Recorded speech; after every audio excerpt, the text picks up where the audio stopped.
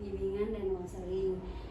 Di sini saya yang pertama akan menanyakan apa yang Bapak lakukan ketika pertama kali menjadi kepala sekolah di sekolah ini, Pak? Bismillahirrahmanirrahim. Assalamualaikum warahmatullahi wabarakatuh. Waalaikumsalam. Selamat datang ya di SMP Yapsa yang letaknya di Desa Bojonegara, Kecamatan Gunung Putri, Kabupaten Bogor.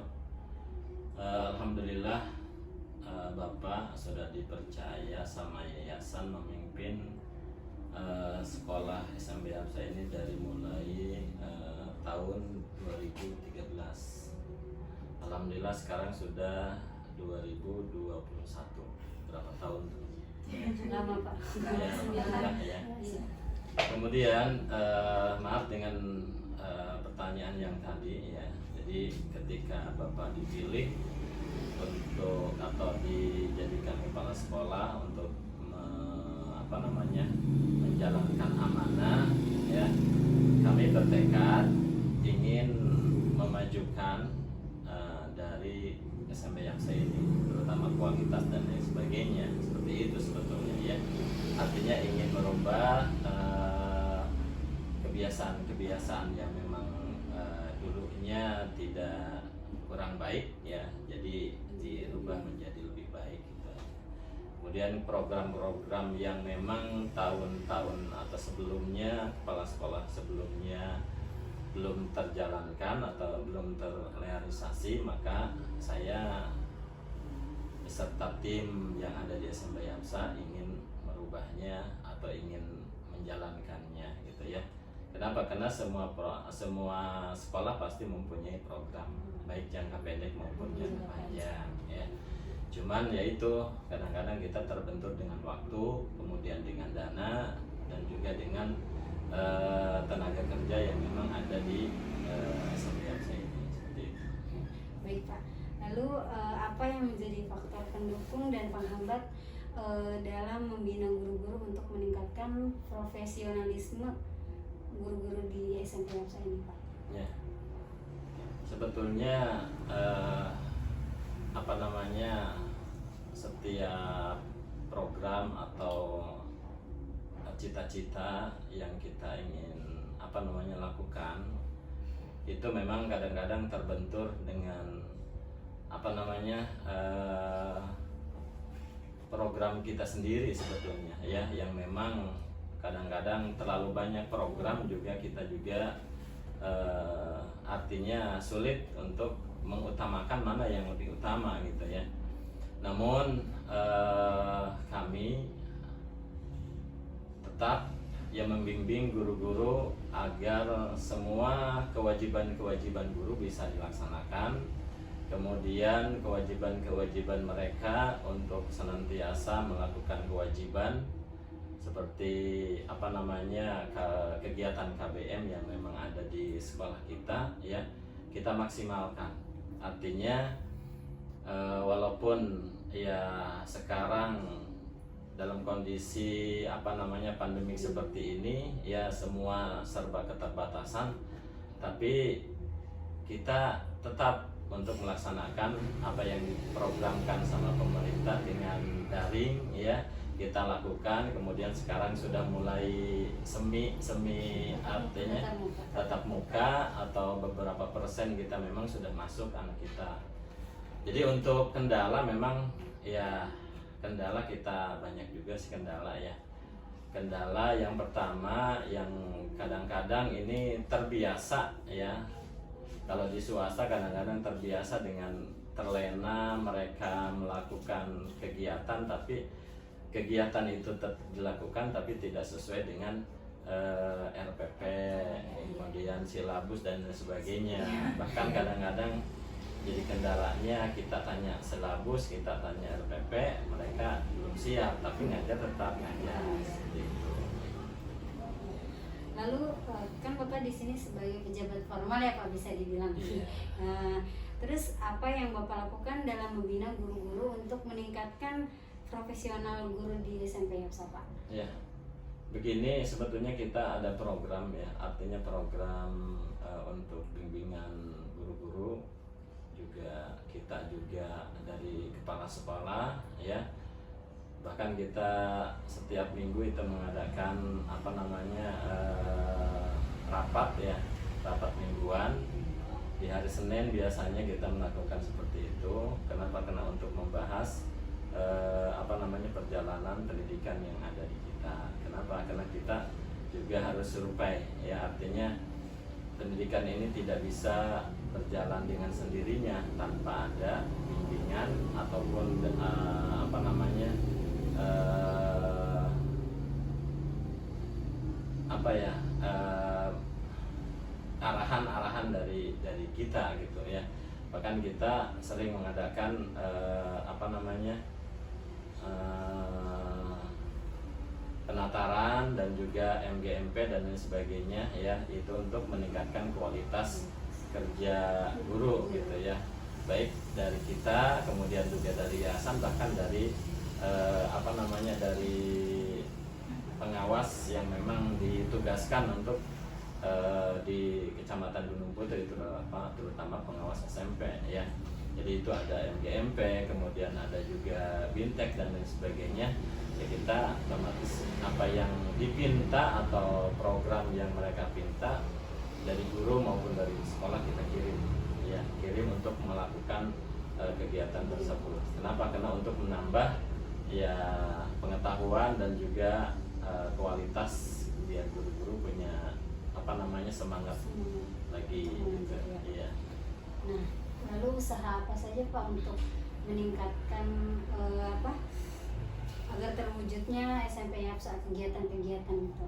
Ya, karena begini ya, mohon maaf juga sebetulnya SMP YAPSA itu banyak kegiatan sebelumnya ada pandemi seperti ini ya. Kita di dalam hal apa namanya kegiatan sekolah seperti eskul ya, eskul apa namanya drum band, kemudian eskul paskibra ya, kemudian pencak silat ya. Alhamdulillah untuk eskul yang satu ini seperti apa namanya paskibra ya atau baris berbaris, kita memang sering mendapatkan juara, bahkan nggak hanya cuma tingkat kecamatan, bahkan tingkat kabupaten, tingkat provinsi ya.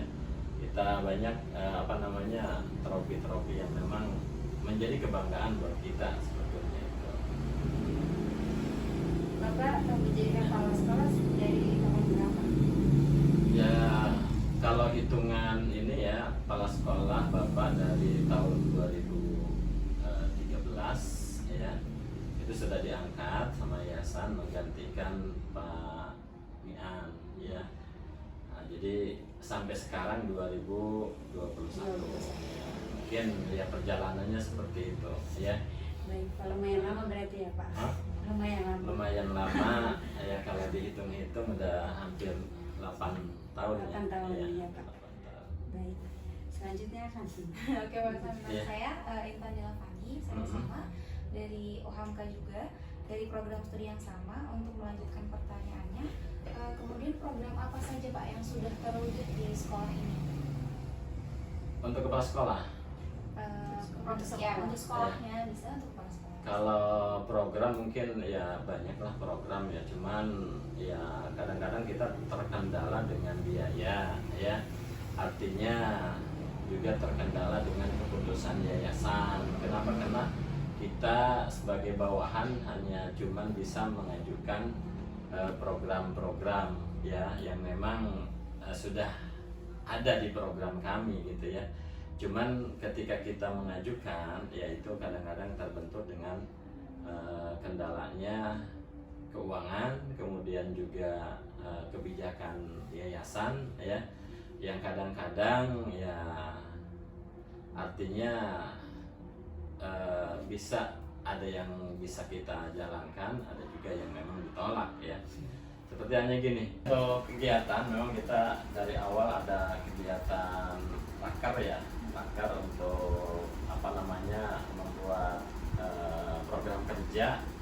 Itu biasa di awal tahun ya, di awal tahun kita undang guru-guru, kemudian workshop 1 hari, kadang-kadang 2 hari untuk pelaksanaan menyusun kegiatan untuk 1 tahun ke depan ya, baik itu kegiatan jangka pendek maupun jangka panjang ya, itu kita lakukan dalam hal untuk mengadakan program-program seperti itu.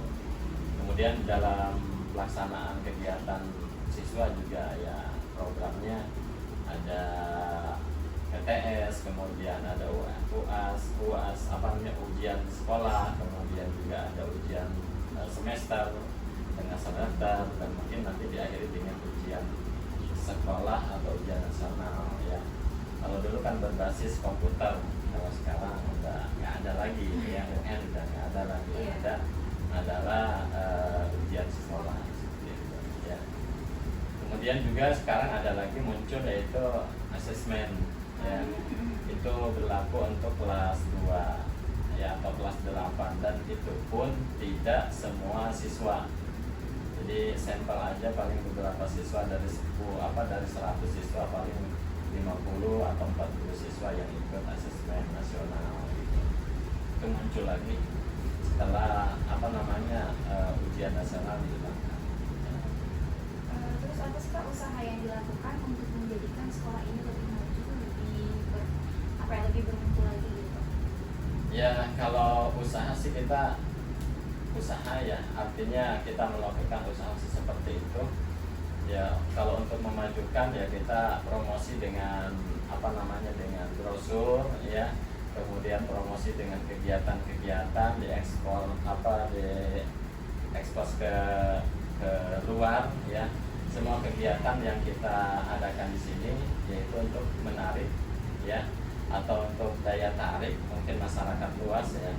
Kenapa? Karena alhamdulillah SMP saya itu dari mulai ya yang saya rasakan dari semenjak Bapak pegang ya sampai sekarang itu alhamdulillah tetap stabil, walaupun di sana sini bermunculan sekolah-sekolah baru ya, tapi tidak menjadi halangan buat kita, karena mungkin ya mereka atau saya sudah SMP Arsa sudah punya pasar sendiri gitu ya, jadi kemudian yang lain juga sudah punya pasar sendiri, jadi tidak mengganggu atau tidak menjadikan itu salah satu tandingan buat kita sebetulnya. Kalau untuk perencanaan karirnya itu sendiri gimana Pak? Jadi perencanaan karir setelah mereka lulus dari sekolah sini untuk melanjutkan ke sekolah-sekolahnya, sekolah lanjutannya itu gimana? Begini ya, kan sekarang di sekolah-sekolah negeri terutama ya ada sistem zona, kemudian sistem prestasi ya. Nah kebetulan kita juga di sini SMP Yaksa untuk kegiatan melanjutkan anak ke jenjang yang lebih tinggi itu biasanya ada yang memerlukan atau ada yang dibantu dengan prestasi ya, seperti halnya tahun-tahun ke belakang ya, itu banyak yang diambil dari prestasi paskibra ya. Jadi yang zona tidak masuk tapi paskibra masuk gitu ya. Kemudian dari zona tidak masuk, kita masuk dengan sistem prestasi gitu. Jadi alhamdulillah yang memang mereka dari swasta ke negeri itu ya, tidak sedikit. Pemberian informasinya itu gimana Pak? Pemberian informasi ke anak-anaknya gitu. Untuk pemberian informasi kita memang ada melalui grup ya, melalui ini dan lain sebagainya. Jadi untuk contoh misalnya di SMA negeri Gunung Putri 1 ya, atau di SMK negeri 1 ya, itu kan mereka sebetulnya butuh informasi kita juga. Artinya ketika mereka membuka pendaftaran ya, kita informasikan ke anak ya, di sini membutuhkan siswa dengan prestasi seperti ini dan lain sebagainya. Kita informasikan ke anak, barangkali ada yang punya prestasi ya di bidang apa.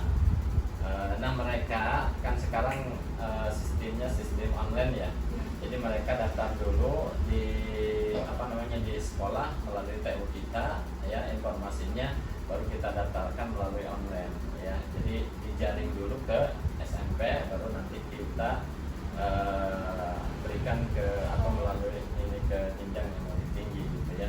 Entah mereka misalnya ada yang di mana ya, karena di sini alhamdulillah ada SMP SMA Negeri 1, kemudian ada SMK Negeri 1 Gunung Putri juga ya.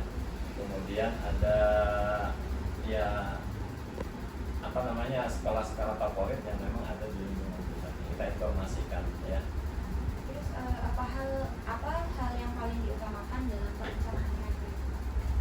Untuk apa namanya rencanaan untuk informasi juga. Jadi kita informasikan dari mulai apa namanya kan sekolah-sekolah lain pasti datang ke sekolah dengan mengirimkan atau menitipkan brosur dan lain sebagainya. Nah, itu kita buat informasi buat mereka ya. Kenapa? Karena mereka butuh informasi, artinya seperti halnya dari Triple J, kemudian dari Budinia, kemudian dari sekolah-sekolah yang ada di kita itu mereka menyebar informasi. Nah, informasi itu kita sebar ke anak-anak ya. Nanti kita serahkan ke anak mau kemana gitu ya, mau yang sekolah yang mana gitu. Itu tergantung kepada mereka minatnya kemana gitu. Jadi kita tidak memaksakan ya, tidak memaksakan harus ke sekolah A, enggak ya. Jadi mereka minatnya kemana, kemampuannya kemana, silahkan ya. Cuman kita nanti setelah mereka masuk baru ada pendataan ya, pendataan dari sekian persen anak yang lulus ya, kemudian yang melanjutkan berapa persen. Nah itu seperti itu. Baik, saya lanjutkan Ya, ya Pak. Perkenalkan sebelumnya saya Rizka Nurbaiti dari Guru UHK juga dengan prodi yang sama yaitu Bidang Pancasila. Saya akan melanjutkan pertanyaan yang selanjutnya. Kendala kepala sekolah sebagai supervisor pendidikan itu apa ya Pak?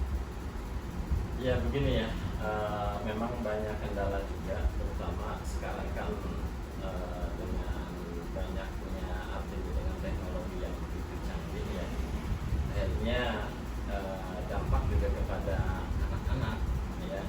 Seperti halnya kita lihat sekarang, jadi kebiasaan-kebiasaan yang dulu ya, seperti sopan santun, adab dan lain sebagainya itu sekarang sudah terkikis ya dengan apa namanya, dengan media. Karena media itu tidak negatif dan tidak positif semua ya. Jadi ada negatifnya, ada positifnya. Namun memang ada dampak positif kepada anak ya. Kenapa? Karena dengan adanya teknologi mereka cepat untuk mencari informasi ya. Tapi ada juga negatifnya ya. Kenapa? Karena dengan apa namanya, dengan adanya HP mereka bisa mengakses apa saja gitu ya, gitu. Kemudian bisa melihat dunia luar juga dan lain sebagainya. Nah ini juga kendala buat kami di sekolah ya. Artinya tapi tetap kita artinya optimis untuk melaksanakan hal tersebut ya. Kenapa? Karena itu memang sudah menjadi kewajiban kita sebagai kepala sekolah. Bagaimana mendidik anak, bagaimana artinya membiasakan anak dengan kebiasaan-kebiasaan yang baik gitu ya. Nah kalau zaman sekarang kan begini, artinya kalau kita kerasin anak ya nggak boleh ya. Kemudian dilemekin juga anak melunjak gitu ya. Jadi kalau kata orang katanya mendidik anak sekarang itu bagaikan memukul ban ya. Kalau kita kerasin, kita pukul, pasti akan mental ke kita ya gitu. Kalau kita nggak dipukul juga artinya ya mereka melunjak gitu, seperti itu ya. Ini mungkin dilema ya, terutama dalam hal mendidik anak. Tapi kewajiban kita tetap ya, kita tetap diadakan penyuluhan, kemudian bimbingan kepada anak biar tetap anak semangat untuk belajar, kemudian bisa merubah sikap dan lain sebagainya ya, seperti itu. Lalu apa saja yang dilakukan kepala sekolah sebagai supervisor menjalankan supervisi di sekolah? Ya. Kalau untuk supervisi ya artinya kita memang itu sudah menjadi program kita. Jadi kita mengadakan supervisi kelas, kemudian supervisi guru juga dalam hal mengajar. Ya kita tentu kita lakukan, cuma untuk supervisi ini kita tidak sering, ya artinya paling 1 semester 1 kali ya. Kemudian itu pun kita jadwalkan, artinya jadwalkan untuk supervisi kelas itu di mana nanti ada pra supervisi, kemudian ada pelaksanaan, kemudian kita lanjut gitu untuk supervisi itu. Jadi kita siapkan dulu nih guru-guru yang memang mau di supervisi besok, kemudian apa saja yang memang yang harus disiapkan ya untuk mengajar dan sebagainya. Nanti setelah itu kita itu pra supervisinya ya, sebelum.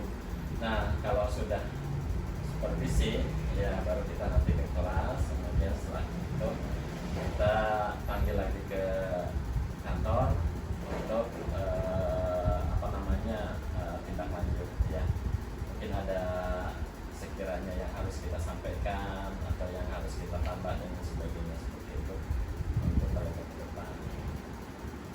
Lalu apa sih perbedaan peran antara pengawas dengan kepala sekolah sebagai supervisor?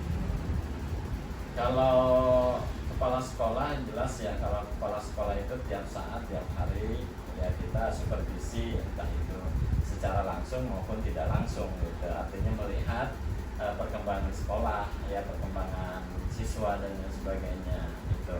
Tapi kalau pengawas ya, entah itu pengawas dinas ataupun pengawas apa, mereka kan terjadwal, datang ke sekolah terjadwal, mereka juga supervisi, bisa supervisi kepala sekolah, bisa supervisi kelas, kemudian juga bisa supervisi sekolah yang memang binaan gitu ya. Nanti kadang-kadang kita mereka itu pengawas itu mengumpulkan guru-guru, kemudian memberikan bukan wejangan ya, arahan, bimbingan ya untuk kedepannya seperti itu. Jadi mereka pengawas itu terjadwal ya, bahkan mungkin ada yang 1 bulan sekali datang ke sekolah, ada yang mungkin 2 bulan, bahkan ada yang setiap minggu gitu ya.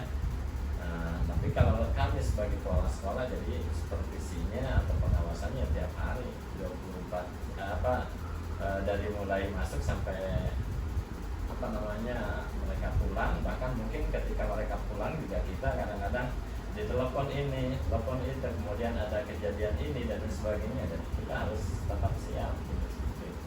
Itu mungkin tugas kepala sekolah beserta guru yang ada di lembaga tersebut. Yang terakhir nih Pak, solusi yang dilakukan kepala sekolah apabila program supervisi ini tidak terlaksanakan sesuai dengan program. Ya. Jadi gini ya, tetap supervisi kita lakukan ya, kemudian kalaupun memang tidak sesuai dengan apa yang kita rencanakan, itu bisa kita revisi kembali atau kita bisa ulang kembali di semester yang akan datang ya. Kenapa? Karena program supervisi itu sebetulnya menjadi program yang sangat penting bagi kepala sekolah ya, untuk melihat, artinya mengetahui kejadian yang ada di kelas ya, di sekolah terutama ketika guru mengajar, kemudian cara guru mengajar bagaimana dan sebagainya. Nah itu mungkin untuk tindak lanjutnya kita tetap ya ke depannya ya, sebelum mereka melakukan kembali di tahun atau di semester yang akan datang, tetap kita dukung dulu, kita berikan arahan dulu ya, agar hasil supervisi ini sesuai dengan juknis penilaian ya. Karena di situ ada penilaian untuk supervisi kelas atau supervisi sekolah gitu. Baik Pak, terima kasih waktunya, terima kasih untuk jawabannya. Sebelumnya kami mohon maaf karena mengganggu waktunya. Sebelumnya kami ucapkan terima kasih Pak. Ya, sama-sama. Terima kasih banyak. mohon maaf juga ya, kami selaku kepala sekolah yang ada di sini, kami tidak bisa memfasilitasi mahasiswa yang dari UHK